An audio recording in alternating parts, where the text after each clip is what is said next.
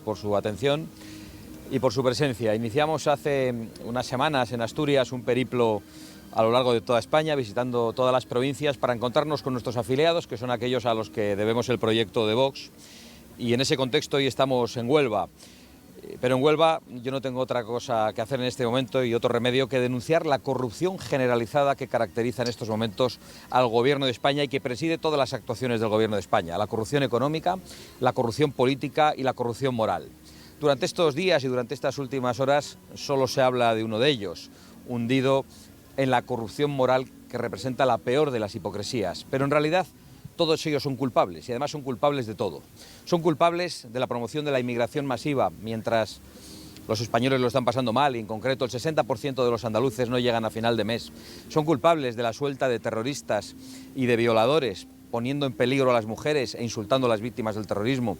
Son culpables de haber protegido a pederastas y a violadores y de haber encubierto agresiones sexuales. Son culpables de recibir el aplauso de Hamás por su política internacional. Son culpables de la corrupción política de la investidura basada en la mentira a los españoles y en el pacto con todos los enemigos de la convivencia y de la unidad nacional. Son culpables de la corrupción económica que afecta ya a la familia del presidente y al partido del presidente y que está investigada por los tribunales. Son culpables de haber utilizado las instituciones a su servicio, a la abogacía del Estado para defender a una familia, la política internacional y diplomática para romper relaciones con países solo para defender a la propia familia. Son culpables del asalto a las instituciones, a Televisión Española, la Fiscalía General del Estado, el Tribunal Constitucional y la justicia, en estos últimos casos, con la ayuda inestimable del Partido Popular. Y en definitiva, son culpables de haber colocado a España en una situación de vergüenza internacional caracterizada por la corrupción generalizada. Y estos días se habla solo de uno de ellos, y son muchos, pero hay uno que es el principal culpable, el presidente del Gobierno, Pedro Sánchez, que es el responsable en última instancia de todo lo que está pasando. Y España y los españoles no van a recuperar su soberanía y España no va a recuperar su dignidad hasta que Pedro Sánchez devuelva a los españoles la palabra y la soberanía que les ha robado con mentiras electorales y hasta que Pedro Sánchez dé explicaciones en el banquillo, las explicaciones que no quiere dar en el Congreso de los Diputados y que no es capaz de dar tampoco ante los medios de comunicación. Muchísimas gracias por su atención y me pongo a su disposición por si tiene alguna pregunta. Sí, yo quería preguntarle, después de lo que ha ocurrido, esas informaciones sobre Íñigo Errejón, su dimisión, ¿cómo cree que queda la situación de Sumar? Bueno, yo lo que creo es que queda en auténtica vergüenza toda la izquierda que ha tratado de promover en España la guerra de sexos y convertir a los hombres en presuntos culpables. Queda en verdadero entredicho todos aquellos que hacen una cosa, que pregonan una cosa y hacen exactamente la contraria. Quedan señalados todos aquellos que están permanentemente hablando de cómo tenemos que educar a nuestros hijos, que quieren entrar en los colegios a decir cuál es la educación sexual que tenemos que dar a nuestros hijos, que quieren meter a los lobbies en los colegios y que sabemos que actúan de una manera depravada y desde luego nada edificante.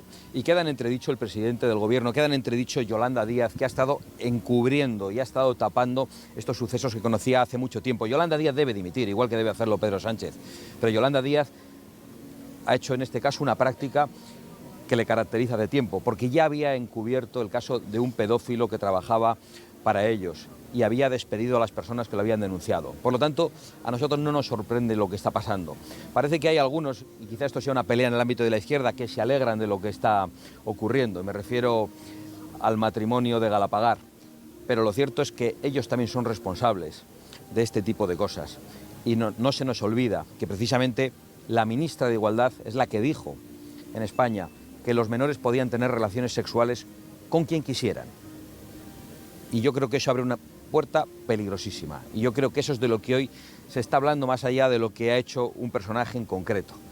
Se está hablando de que estas son las personas que permanentemente nos dicen a las familias cómo tenemos que educar a nuestros hijos. Y yo creo que hoy es el día precisamente para denunciar eso. Parece ser que están saliendo denuncias que hablan de que hay otras personas de otros partidos políticos implicados en casos similares a lo que pudiera haber hecho Errejón. No sé si ustedes están preocupados de que pudiera salir alguna información que afecte a algún miembro de Vox y en ese caso si existe algún protocolo de actuación en el caso de que hubiera... Nosotros no estamos preocupados por lo que hace la gente de Vox. Nosotros Queremos estar rodeados de gente decente, no tenemos conocimiento de ninguna práctica de esa naturaleza y si eso se produce, evidentemente nosotros tenemos protocolos.